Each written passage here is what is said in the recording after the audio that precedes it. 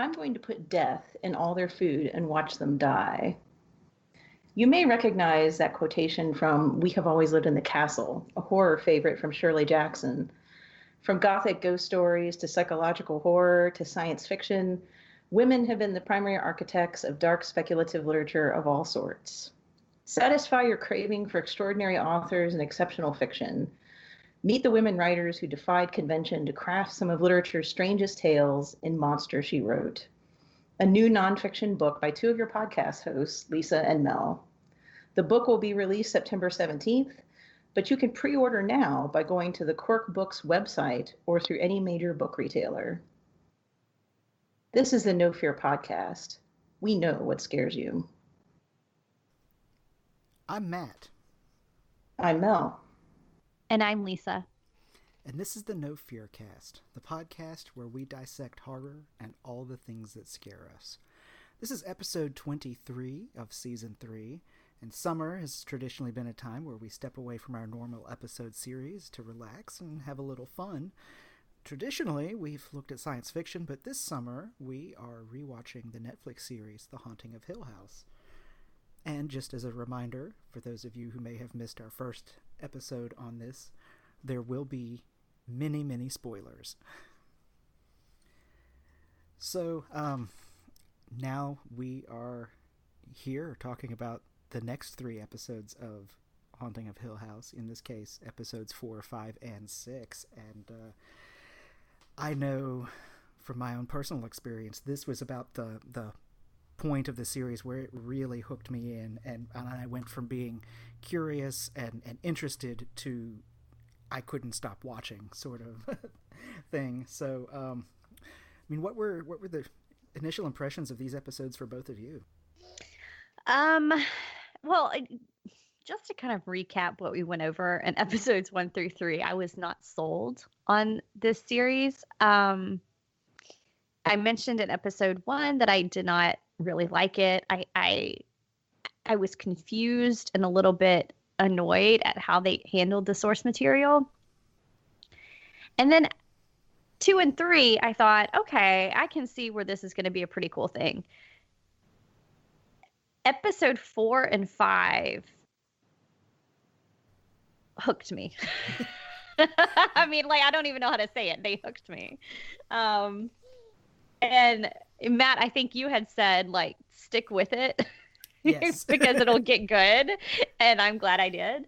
And it works. The thing that gets me, and I think that has really drawn me in about these episodes, not only is it a really good show, not only is it like an homage to Haunting of Hill House, and there's a lot for Shirley Jackson fans. There's a lot for horror fans just in general.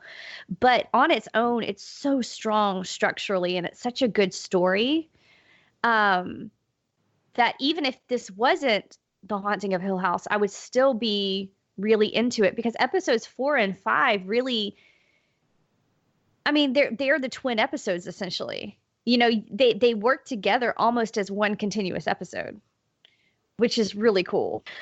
But I mean, you had episode 4, the twin thing, which was, I mean, essentially that was Luke's episode. So episode 3 was Theo's, right? Yes. Yeah. So we're kind of getting each of the kids having their own focus of an episode, and they're leading us up to where we were in the beginning of episode 1, if that kind of makes sense. We're at the end of episode 1, learning the sister Nell has died. And so you kind of get each of the siblings leading up to that point. So episode 4 is Luke, and then episode 5 is Nell's episode, but they're twins. So it kind of makes sense that they kind of mirror each other in a fun way. Gosh, I don't even know where to start with this. Mel, why don't you tell me what your initial impressions are of episodes 4 and 5? We'll get to 6 by the end, because that's a whole nother, my brain broke when I watched it. Sure. Yeah, When I watched the first episode, I think I talked about this a little bit in our last main ep, and we talked about the first three. But when I watched the first episode, I don't think I was as irritated with it as you were, Lisa, because I was interested in the Easter eggs. Like I was more irritated before I started watching the show, and then when I got into it, it slowly kind of won me over. By three, I was like, oh, this is really interesting. I like what they're doing with time. Episodes 4 and 5 just blew my mind, basically. I kind of I had accidentally stumbled upon something online when I was reading something about episode 3 that in retrospect kind of spoiled Bent Neck Lady a little bit for me. Like when it happened, I was like, oh, okay. But it's still, I thought it was cool, like what they did with that. And I like this idea that and yeah, by then, by 5, I was definitely like, I'm going to finish this. But I like the way that you're looking at 4 and 5 almost as like one continuous episode. I hadn't until you were talking about that. I mean, I guess I wasn't like, I just wasn't thinking of it that way. I was thinking like, this is Luke's story, this is Nell's story, and isn't it cool how it's tied together because they're twins? But you're right. I mean, you wouldn't even need that break between the two. They work so well together. And that goes all, I know we don't want to talk about 6 yet, but that goes all the way up to even the end of 6, because the end of episode 6 is when Luke remembers that pivotal, and really one of those pivotal important moments. There's like 3 or 4 important moments between him and Nell that are played up in 4, 5, and 6. And at the end of 6, that moment kind of starts giving Luke his motivation for future episodes. When Nell said that she was invisible, and it freaked Luke out so much because he thought she was gone. And then we know, that Nell, dead Nell, is like standing behind him. He doesn't know it at that point. So yeah, I mean, just the kind of the just emotional kind of wrenching gut punch. Like by episode 5, I cared about the characters so much. It didn't matter to me that it was different from The Haunting of Hill House. I had kind of bought into these relationships, and what was going on, just in and of itself. Yeah, I agree. And one of the things I really love about the way this show is how the writers and the director are able to bring out really important themes. And this is why I said I think episode 4 and 5 are kind of one mega episode. And not just because they're twins, but because they're kind of thematically linked. And it's hard, I think, for TV to be able to put out a theme like this, and not seem heavy-handed or kind of melodramatic. But for instance, and we had already talked about this when we saw Luke as a little kid, because one of his main issues is not being believed. And it opens on episode 4. We see Luke, I guess he's in rehab at that point. But somebody else is talking, but it's all about seeing things, right? Which is, of course, one of Luke's hangups, is that he saw a lot of stuff growing up in Hill House that he was not believed when he talked about it. But then this is just one of the little things that I love. One of the men who starts by telling his story while they're all in the circle in like group therapy is a man who has blinded himself. And he's talking about, he's been going through some post-traumatic stress stuff, and he's been seeing things. And so kind of in a moment of desperation, he blinds himself. And then he says, but you know what? They're still there. I can still see them. And in fact, it's kind of the only thing he sees is that traumatic thing that he was trying to blind himself not to see. Absolutely. And I mean, when that hit, like that was when, I mean, because it was early on in episode 4 where I was like, yep, this is a winner. But because I was like, man, that's not even it is Luke's story, but it's coming from somebody other than Luke. And we move on from that man really quickly, because then you do get into Luke's story. But it sets the scene so well. And it is a moment of pure horror when you realize that. And I don't know if anybody else thought this, but as soon as he said that, I got a little bit giddy too in the midst of all the horror, because I thought of that movie, the Roger Corman movie, X, the man with the X-ray eyes. Because there was a rumor going around that was the ending of the movie, where, of course, he blinds himself because his X-ray eyes are like, so he can see so far. He can basically see the eye of the universe looking back at him. And it's this like existential horror. And I think I read, it might have been in Stephen King's Dance Macabre, where he had said that the original ending was supposed to be the main character in that movie screaming, I can still see, I can still see. Because of course that's the idea, is he wanted to end his torment, but he couldn't. And I just thought, man, that's really interesting, because that's hitting at several layers. It's hitting just the basic horror of trauma and grief and what you have to process going through that. But it's also hitting the buttons of horror fans, and we're really getting deeper into Luke's story. All just, I don't know, that was maybe 5 minutes of the opening of episode 4. And that's the theme that draws you through, is this idea of seeing things and nobody believing you, and they kind of, how they can haunt you, especially when you don't have the belief, which is going to become important, because that's what Nell is seeking in episode 5, is relief from that. She even says, not to skip ahead, but when she meets her husband, which I loved that, we'll get there. But when she meets the sleep tech, because she's having sleep paralysis problems, and she says, it's nice to be listened to. I'm glad you caught that on your first watch through, because I really made a note of that when I was watching these for the second time, and because it really did jump out at me. And I want to say that I remembered it, like that I paid attention to it during the first time I watched this, but I can't remember because I was watching it so fast. I was just like, I wasn't really digesting everything, I guess. I was just like racing to the end. It was so good. And now I feel like I'm taking more time. So I'm glad that you were able to catch that, having only seen this like with fresh eyes, because I think that is a really important moment in that episode. Not to jump ahead, but like you said. Yeah. Yeah. No, but it does. That's how it links them thematically, and it was just so wonderful. I love storytelling like that. Anyway. Well, I don't know. I don't want to talk too much about Luke. What did y'all notice about Luke's episode? Because there's a lot here we could dig into.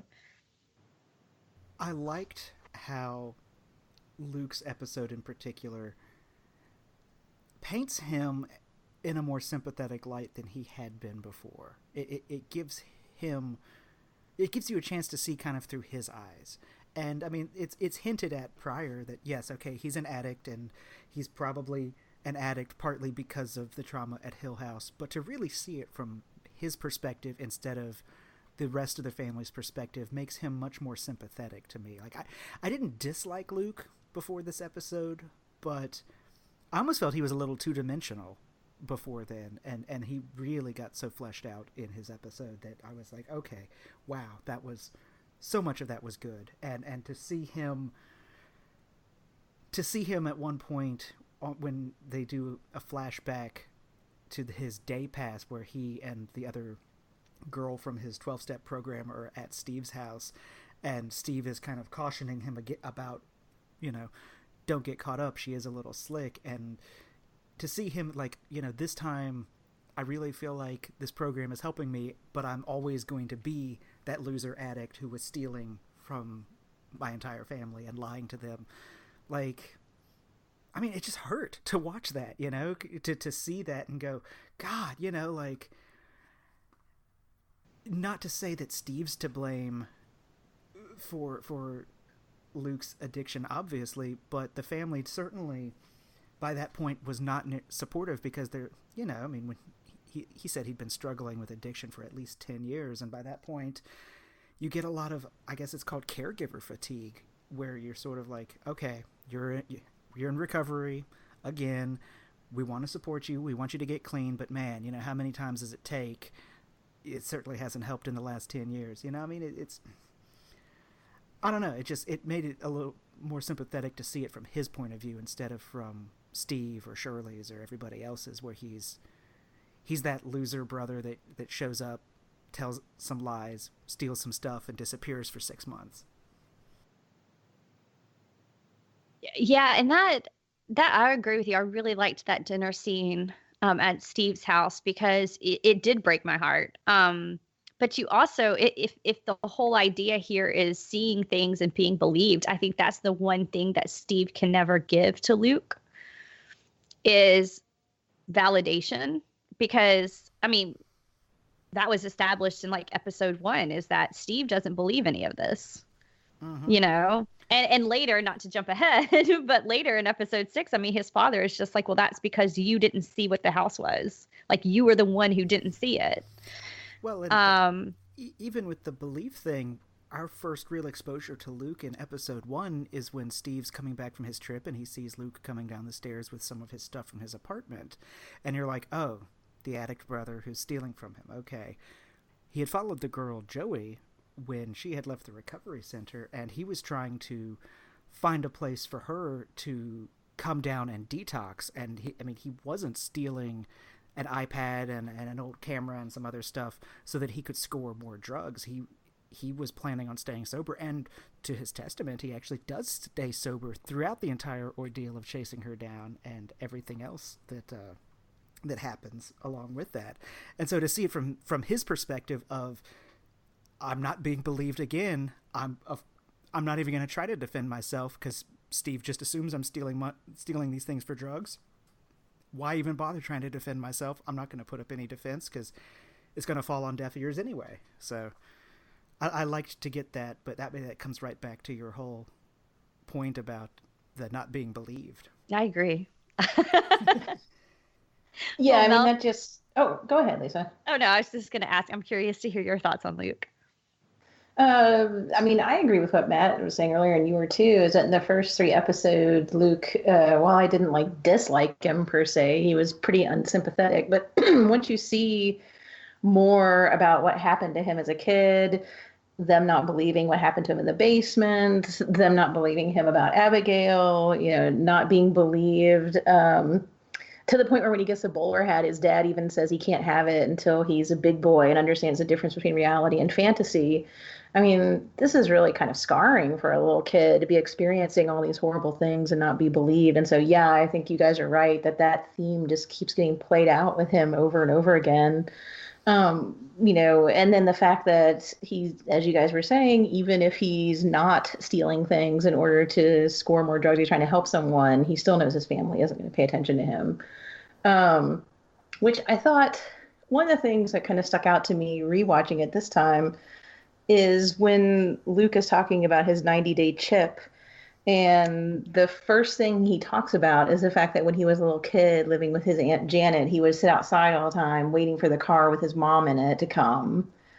And, every single adult child in this show is dealing with that trauma of the loss of the mother, but they don't even, like the other family members don't even let Luke deal with that trauma. Like we know that was the original kind of hole in his life. And we know that he's going to find out that his twin is also gone. But for him, it seems like a lot of stuff just traces back to that yearning to have the mother. In fact, in episode 6, I think it is, Theo even makes some sort of throwaway comment like, how could you and Nell be damaged? You were 6 when she died. You don't even remember her. You barely knew her. And, we know that that haunting moment at the end of episode 5 when the family believes Nell when she goes back to Hill House, that moment when she sees her mom again and calls her mommy. I mean, I don't see how you can have a dry eye watching that. And the twins were there for the horrible thing that happened the final night. Like they're the only two of the whole group who even have a gist of what may have gone on, and yet no one really pays attention to them or listens to them because they're like, oh, they were too young, they don't know, they were seeing things that we don't believe. And the pain of that, like the pain of that original traumatic loss that you're never going to get rid of, I think is just dealt with so well. I mean, even the way that Luke counts 7 to kind of get his mind off the fact that the ghosts from Hill House in his childhood are still haunting him in LA. He's counting 7 because he wanted the support of his family. There's 7 people, but there's 6. And when he's counting, there's actually 5, and he doesn't even know it. And so it's just loss after loss after loss. And they're all trying to deal with it in their own way, but their ways of dealing can be damaging for the other ones trying to deal with it in their way. Can we also go ahead and talk a little bit about the loss of Nell and how it affects Luke, because Oh my gosh.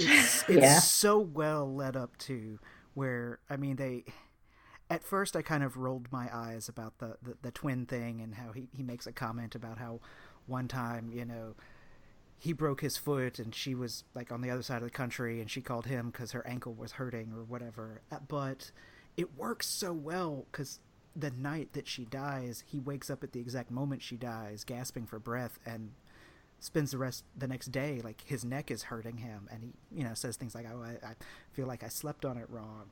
And then as he's wandering around LA, first with Joey and then by himself, he keeps talking about how cold it is and how stiff his arms and his legs are, and it's a great parallel to how he talks about the withdrawals of coming off of heroin, are these fevers and chills and muscle aches and stiff body and all of that.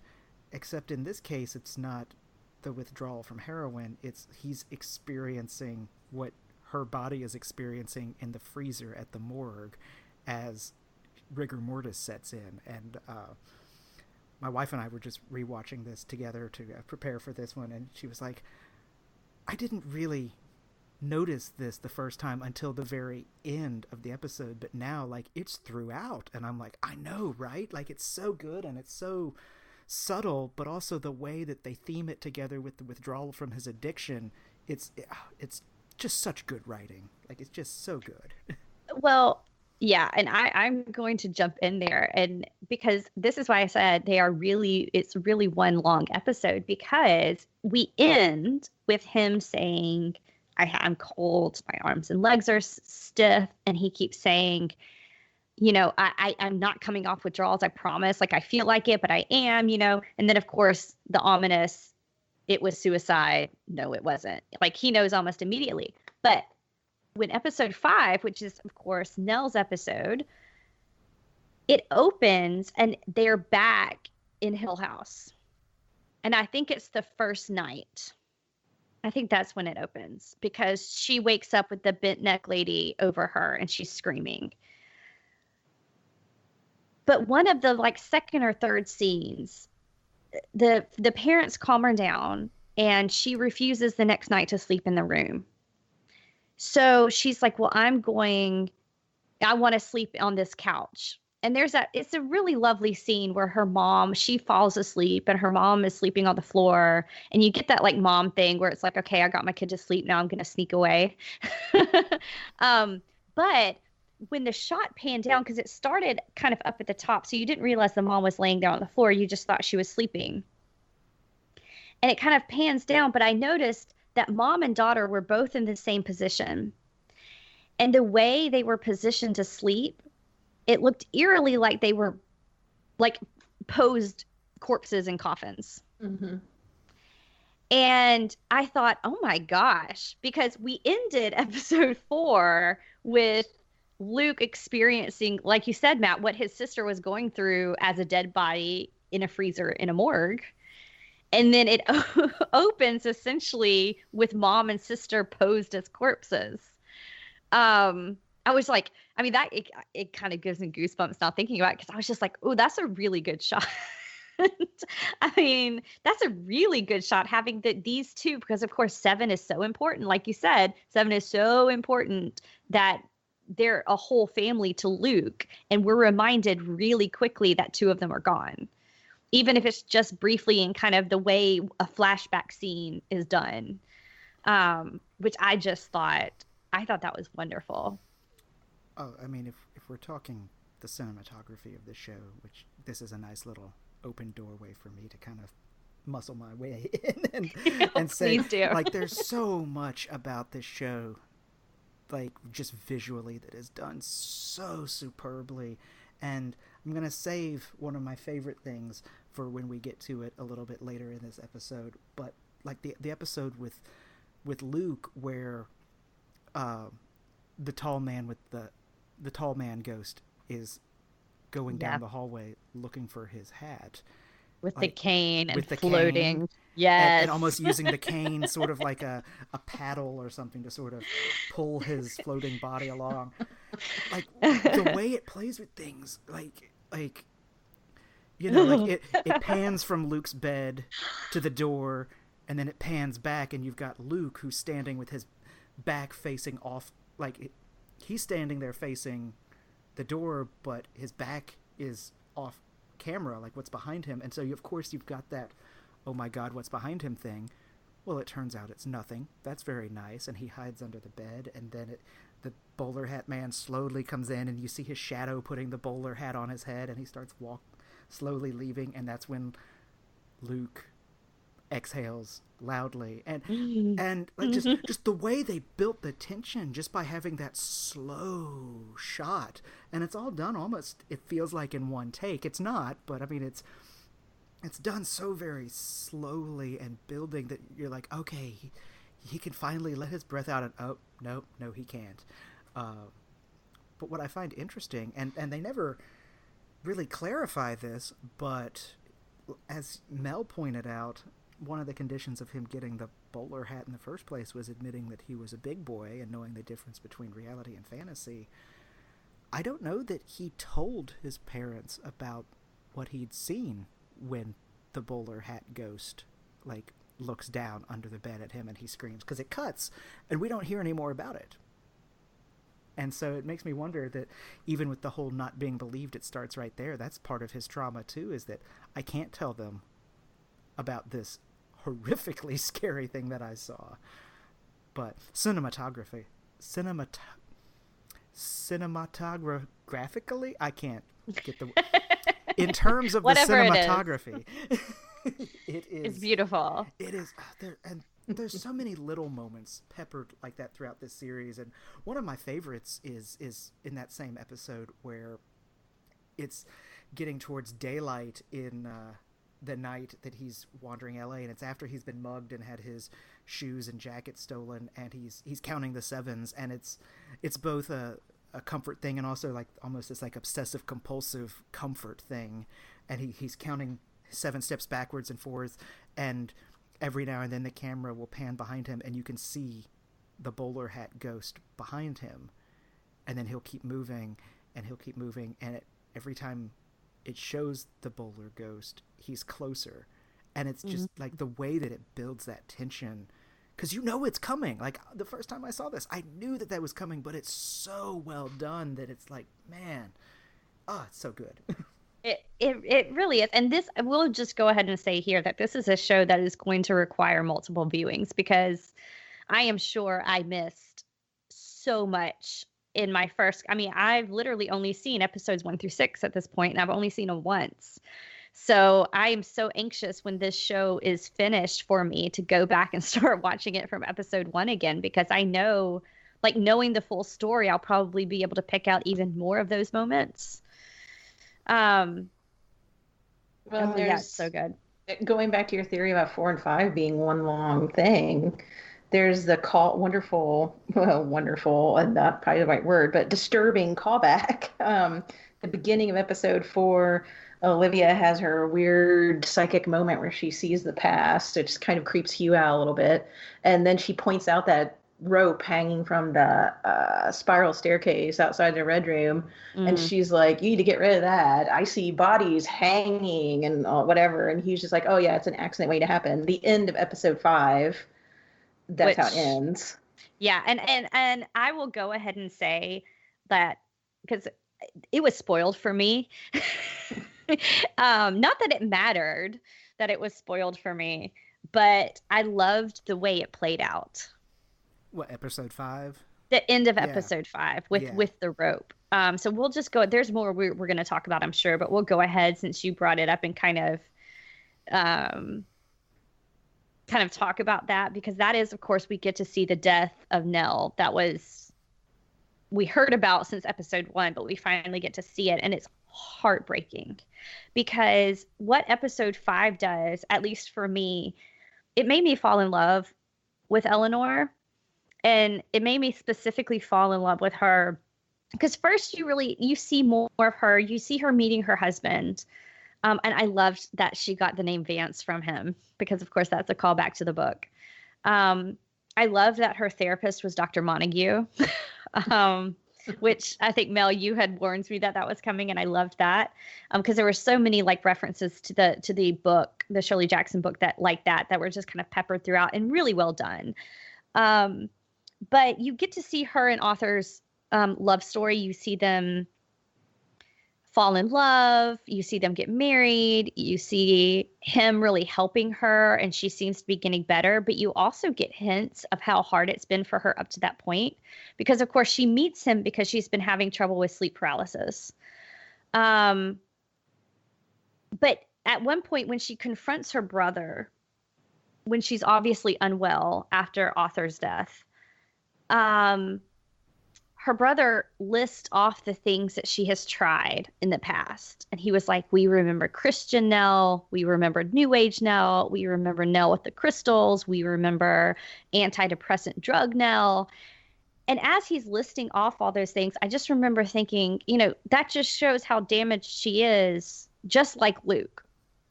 Mm-hmm. Luke went for the drugs, but she's obviously been reaching for whatever she can and hoping. I just imagined her, trying something, hoping it would help, then getting brokenhearted when it didn't. And Arthur was really the only thing that did help her. And of course, he was taken away from her. Like, oh my gosh, that scene. Oh, yes. But she's had her own PTSD to kind of work through, and she has not been okay, even though people have kind of thought she was. Which made what happened in the end of episode 5 so traumatic for me to watch, because when she gets to Hill House and she walks in and she kind of realizes that she's seeing everything that she wants to see. For a while, everything has been given back to her.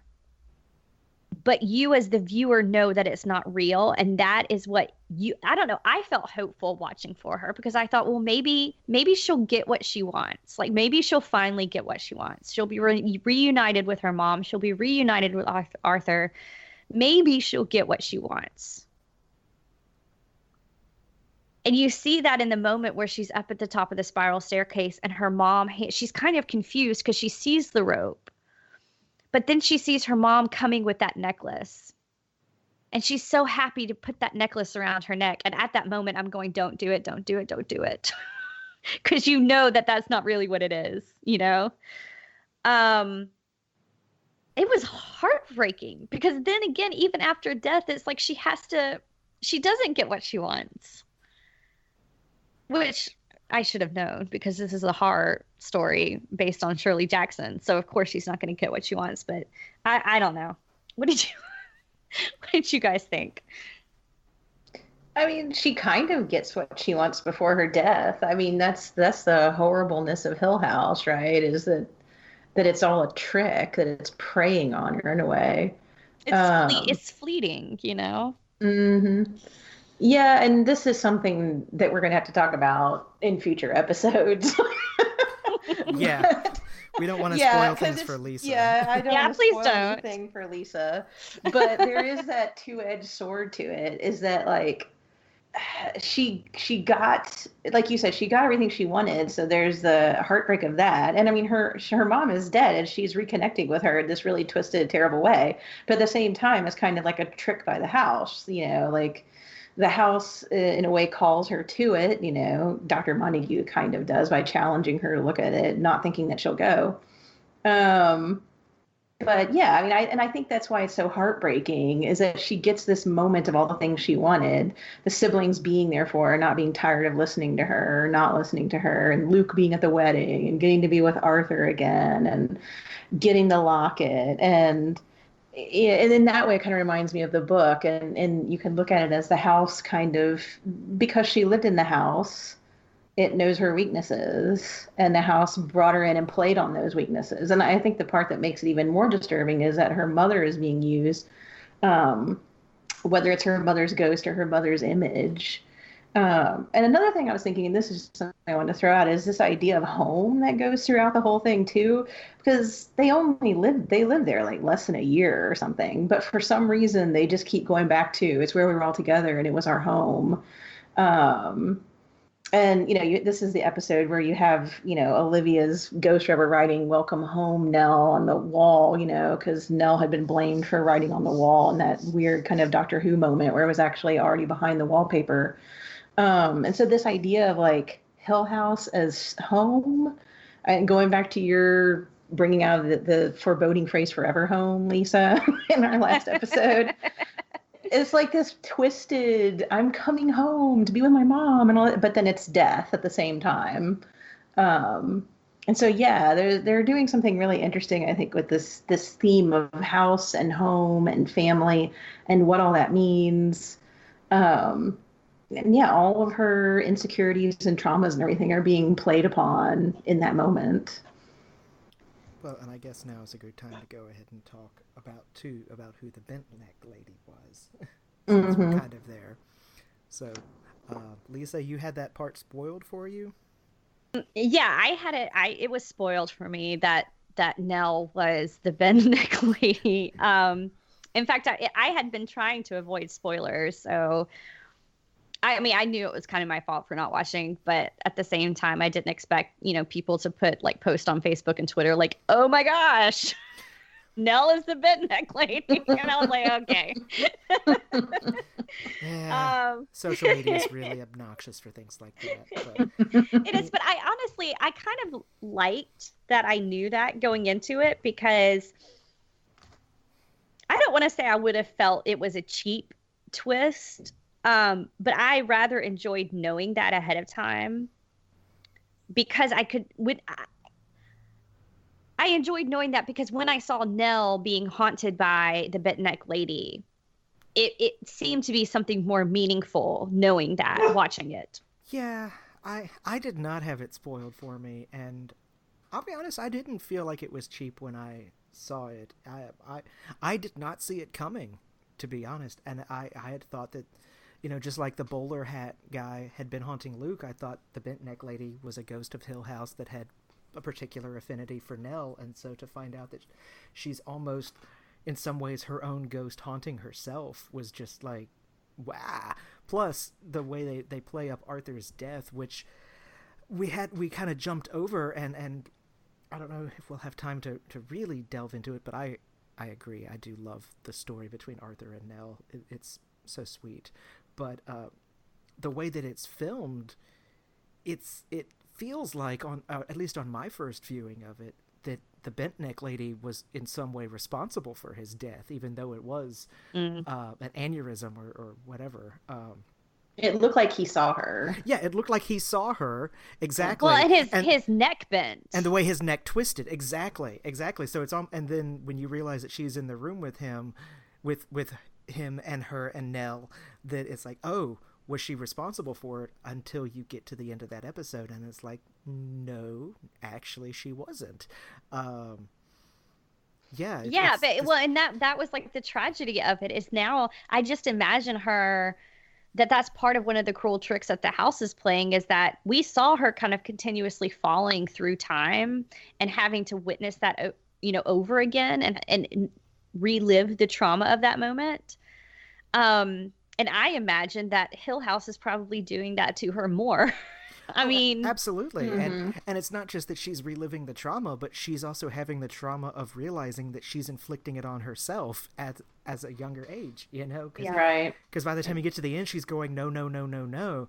And, when you have it played in the opposite direction, when we first see the bent neck lady, that has a completely different meaning for young Nell than it does for older Nell, as she's on the other side of the fence, so to speak. Like, I don't know, like, cheap trick or not, I really liked it. I liked what I did too. I don't know how I would, because I generally don't like twists like that I feel like are being built up to. So I don't know. It worked for me knowing what was happening. I think. Yeah, I loved what they did with time there. I do too. And the fact that she was always faded, to do what she did. I mean, we find out in episode 6 that Hugh had already figured out who the bent neck lady could be, and that's why he kept trying to keep her away from Hill House. But it was always going to happen because it already did happen. It's like this. Well, I mean, hauntings are time paradoxes, and it's a time paradox basically. It's the perfect. It's the perfect hell. Yeah. In a really horrible, horrible, horrible way. And it was planned for her when she was 6 years old. Well, Yeah. Mel, I'm glad you brought up episode 6 because we probably ought to turn our attention to that before we get out of time for this episode. I know there's so much to talk about with this show, and maybe we can kind of use episode 6 to come back to episodes 4 and 5, but I feel like we'd be doing it a disservice if we didn't at least discuss it fully. So. Okay, well, yeah, episode 4 and 5, I already said, were the ones that kind of hooked me in. Episode 6 was the one that was like, I love this show. This is maybe my favorite show ever made. Because this is the episode called The Two Storms. And so it bounces back and forth between the family and the,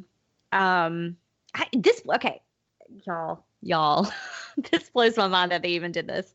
It bounces back and forth between, I guess, present day, where they're all gathered as a family, or at least what's left, in the funeral home to see Nell. It's kind of the private family viewing. And I have never seen grief that raw portrayed on screen before. The way each one of them reacted differently upon seeing their sister in the coffin, and like the like reality of that moment, and you could see it hit each one of them differently. That was fantastic. But a storm breaks out, of course. It's the name. And then but it bounces back and forth between a particular night that happened in Hill House when they were kids. And there was also another storm. Both of these storms knock out the electricity in both past and present. And of course, in the past, and Mel, you already mentioned it, kind of the thing that happens is that Nell essentially disappears. And of course, it's mirroring what is happening there, because she's gone, but she's also there, but nobody can see her. And there's that frustration she feels. So it is kind of the fate. You see the fate of what is happening. You also hear, I know we'll get into this a little bit more, but the thing that broke me with that was when Luke kept saying, "Don't do that to me again." Mm-hmm. And you know it's going to happen again.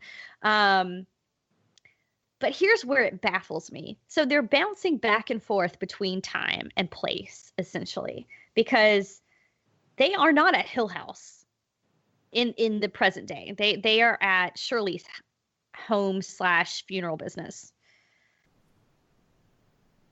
How did they manage those tracking shots that went on for minutes and minutes and minutes and went minutes? From the funeral home to the house and back. Yes. Like they actually, that one point where the father was walking to look for the bathroom, and he's walking down the hall, and suddenly he's in Hill House. I actually rewinded that several times to watch that part again, because I was like, where was the moment where he stepped into it? Like, it's just like he crosses a threshold and then they cross back. And yeah, this is what I was hinting at when I was talking about the cinematography of this show. And in all honesty, one of my absolute favorite moments of the entire series is when Hugh first shows up at the funeral home, and he walks in, and the camera circle shot. Yes, the camera is facing at the kids as adults, and it circles around to him, and it circles back, and they're all their younger selves, and then it circles around again, and they're adults, and it's just one of those, like, it just punch you in the gut, because that's how he still sees them. I mean, my daughter just graduated from high school, and I still see her as that 5-year-old that, you know, whatever. Like, I can't believe that it's been, you know, that she's graduating high school. And so I really empathize with Hugh in that moment, just because I was like, oh my God, that's me. You know, I've had these same moments, but yeah. Okay. Sorry. I just wanted to get that out, because that really was one of my favorite moments of cinema. That was the moment where it hooked me. That it was that one, that exact moment, Matt. And I'm so glad that you said that, because I mean, I loved episode 5. I loved episode 4 for the way they told Luke's story. I loved episode 5 because I loved the story between Eleanor and her like love story with Arthur. I loved that. But it was that scene because we really hadn't the father Hugh has been largely absent from episodes 1 through 5. He's hinted at. You see him in flashbacks, but he's never really a focus. He's kind of like a haunting presence. Like even in episode 1, when Stephen is talking, I don't remember who he's talking to, but a fan maybe about the book, and she says, "You know whose story I really want to hear? Your father's."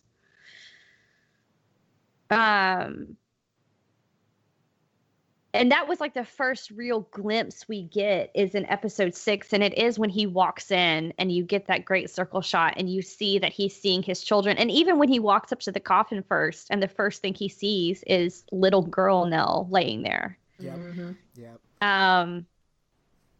Oh my gosh. And when they're all looking at the coffin and he's seeing little girl Nell, the bent neck lady is right behind them. Yep. Yeah. Yeah. Well, Yeah. That one shot and this whole episode in particular for me also is where the show went like my feelings on the show went from it's pretty good to this is really good to this is great around episodes 4 and 5 to this episode was when I went this show is brilliant. You know, there's just so much at work and so much happening both in the writing and the directing and the staging of it all. Like this is where television or cinema as an artistic medium really shows what it can do as art and in terms of conveying a story visually. Absolutely. And the thing that got me too was the scenes when they're all in the funeral home. And of course, some of them are drinking.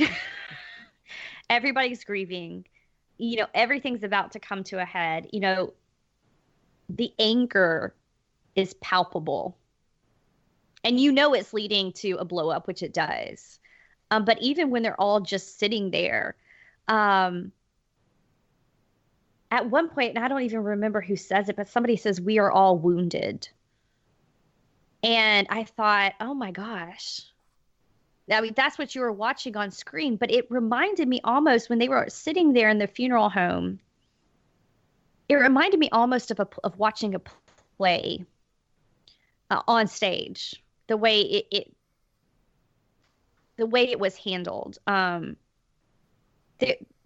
There was not a line wasted that one of the actors said. You know, everything had so much meaning from, you know, we are all wounded to at one point, you know, there were 7 of us and Shirley says, no, there are 5. And she kind of goes on her rant about suicides. It just reminded me of all the old, like theater plays and even some of the really great films that I have loved. Like I kept thinking of Rope, of Alfred Hitchcock's Rope, and the way it was done with that tracking shot, and the way it kind of moved through the space to kind of capture this tense moment. And I wish I could say something more intelligent about it because it's just I loved it. Well, I totally agree with what you say about not a line being wasted, and it's really, it just goes to show that like in the hands of really, really capable directors and actors that something like this could be done so well. Because I think if the directing or the acting had been even slightly off, it would have just like fallen into melodrama almost. But it never does. It's never melodramatic or even a caricature. Like you said, it's a real raw emotional episode and it's very real. And yeah, I think that's just a testament to all the parties involved and the writing as well. You know, good writing, good acting, good directing, that's what it takes to make something great. And yeah, they just nail it in this episode. Yeah. I mean, I don't even know. Well, and it brings up some interesting questions too, because this is really the first time we're getting an extended look at Hugh. And we see that he's obviously been going through his own thing. I noticed in the flashback scenes to at Nell's wedding that he was always seen over in the side, not dancing. Um, so he's not been participating. We get that. I know Nell saw her mother standing by Hugh. Hugh's got his own things going on because he walks in and he's talking to somebody off to the side several times. Are we supposed to believe that that is his wife he's talking to? Should we answer this question? Don't answer the question. Don't answer it. It has not been answered yet. That's what I'm going with, but it may not because this show has surprised me in many ways. And then there's also the ghost that Shirley is haunted by, who keeps cheering her or toasting her or whatever he's doing. So, you kind of I felt like at the end of episode 6 or like at the end of episode 5, it almost felt like you could have ended there because if this was Nell's story, it felt complete. It started in episode 1, which ended with her suicide, and then went to episode 5, which ended with her suicide. But now there are so many more questions and things going on that I just need answers. And we don't know why he was keeping all these secrets from them and why he chooses to give certain information and not other information. Well, who are these? I mean, come on. If we're talking about this, who are these parents? He is keeping weird questions. I mean, he keeps secrets from them. He doesn't answer their questions. He comes back. That scene where he came back in the motel room, I think we got that in episode 5 because it was Nell's episode when she's in the motel room. And he comes back in the aftermath and clearly something bad has happened. He looks like he's covered in blood and he says it's paint. I mean, that was an uncomfortable scene. Nell, I mean, the mother was wearing that necklace that only had 2 of her children's pictures in it. I mean, I don't know. Did anybody else not think that was odd? Like, why is she only wearing the twins on her necklace? Yeah, that was a little odd. So, I mean, they're not winning Parents of the Year here. They seem like good people, but... I mean, they're trying. Yeah. I mean, he's trying. He thinks he's protecting them, but they're adults and they need to know, and Nell went back to the house because, I mean, that's the thing about secrets, right? And that's why they're often in horror and especially paranormal stuff is because if I know something that I think is too much for me to tell my child or whatever, and I just never tell them, it doesn't mean they're safe. It just means they lack information to deal with a dangerous situation. And I think that's part of Hugh's issue is that he thinks if he doesn't tell them anything, they'll be safe. But obviously they're going to always wonder, and wondering and not having the full and for all the information can put them into really bad situations.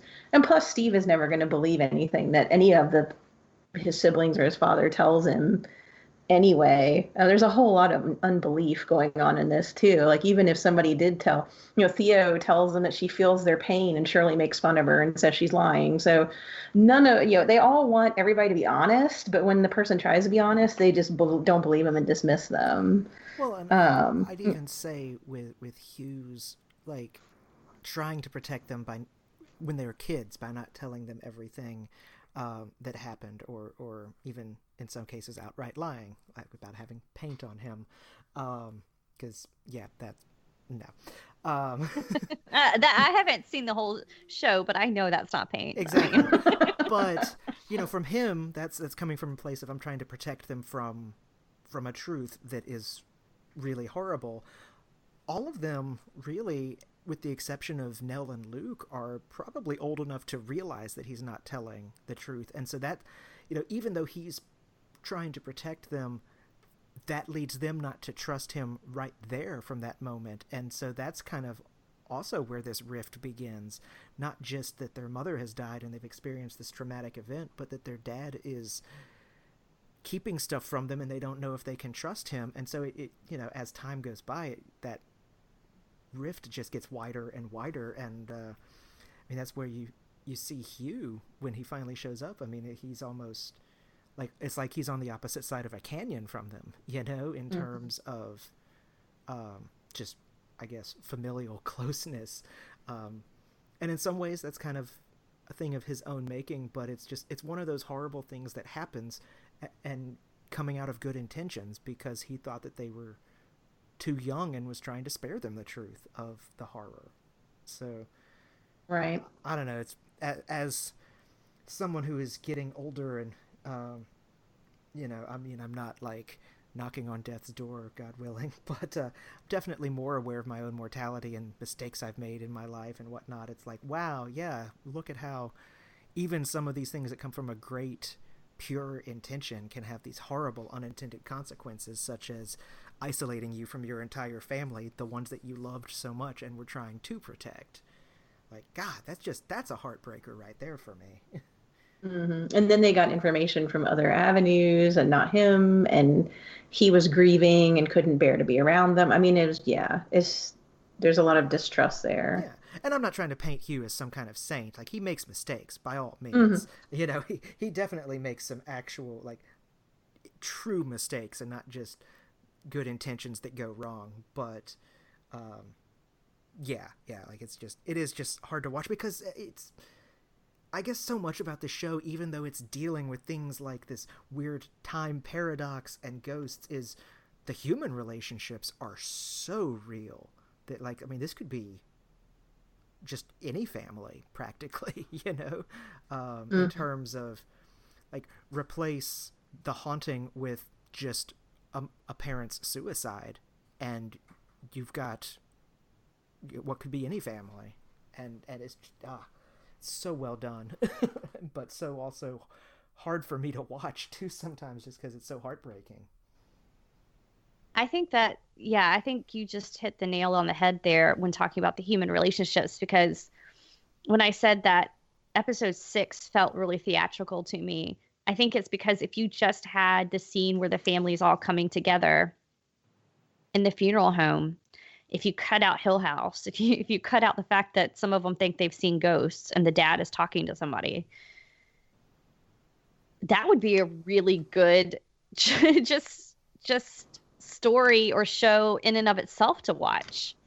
You know, how they interact with each other, and how secrets have that way of bubbling up to the surface at the worst times. I mean, we haven't even really talked about Shirley and what she went through. But, you know, she was the one kind of keeping it together as best she could when she said she had gone through the house to change every light bulb, and because she knew she wouldn't have time and if a light went out. You know, I thought, well, my gosh. I mean, this is after she's made up her sister's body, and then everything falls apart spectacularly around her. She finds out that not only her sister but her husband have kind of in her eyes betrayed her by taking money, and then she sees what looks to be a secret assignation in a closet, which I suspect is not what it looks like, because nothing is what it looks like, where she literally sees her sister, what looks like her sister was trying to kiss her husband. And that's all happening without the ghosts. So, Right. Yeah, there's a lot. And I know we're skipping over a lot too, but I may need to rewatch episode 6. It was a lot. It was a good lot, but it was a lot. Well, on that note, because I really do need to go rewatch episode 6 again and kind of digest everything that I've seen, I think we're going to go ahead and end this episode. I would like to say that for those of you who are on Patreon or support us on Patreon, we are going to continue this conversation next week in one of our Patreon only episodes. So we'll talk a little bit more about Nell and how that character really functions in this TV show and the movie. And I'm sure I'll have more thoughts on episode 6.